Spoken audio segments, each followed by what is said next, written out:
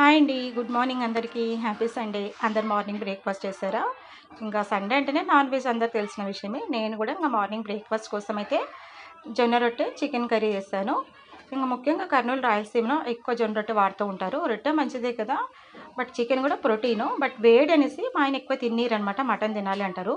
నేను మటన్ తినను. బట్ రసం తింటాను. పిల్లలు కూడా తినరండి మటను. ఇద్దరూ తినరు. మా ఆయన కోసం అనేసి నేను మటన్ చేస్తుంటాను. చేస్తాను హాఫ్ కిలో అలా తెచ్చినా కూడా. ఇంక సరే తనైతే తృప్తిగా తినేస్తారు.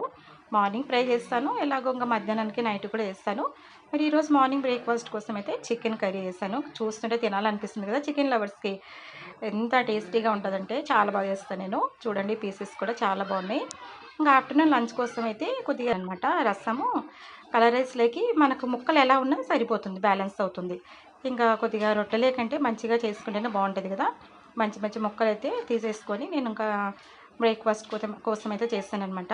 నా పెళ్ళైన కొత్తలో చికెన్ ఎక్కువ తినేదాన్ని. నాకు చికెనే ఇష్టం. మటన్ తినను. రసం ఒకటే తినేస్తాను. ఫిష్ బాగా ఇష్టము. చికెన్ అనేసరికి మా ఆయన చికెన్ ఎక్కువ తినకూడదు, వేడి అది ఇది అనేసి గసురుకుండేవాళ్ళు. అంటే మామూలుగానే హెల్త్ కోసం అన్నట్లు తిట్టేవాళ్ళనమాట. ఇంకైతే నువ్వు ఇక్కడొచ్చేసి ఎగ్స్ తీసుకొచ్చారు. ఇంకా నెక్స్ట్ నాకు జొన్న రొట్టె చేసేకి చేతులకి గాజులు అడ్డం వస్తూ ఉన్నాయి. ఇంక పక్కన పెట్టేసాను. మరి గాజులు అడ్డం వస్తే చేయడానికి రాదు కదా! ఇంకా నీకు చికెన్ ఇష్టము, కోళ్ళు తినేసేయి అంటే నేను ఇంకా కాస్త ఏడ్చేదాన్ని. మళ్ళీ బుజ్జగించేవాళ్ళు. లేదు పల్లవి, హెల్త్‌కి మంచిది కాదు, చికెన్ వేడి అని అలా చెప్పేసేవాళ్ళనమాట. ఎంతైనా కోరి కోరి ఇష్టంగా చేసుకున్నారు కదా! ఇంక అలానే మాట్లాడేవాళ్ళు.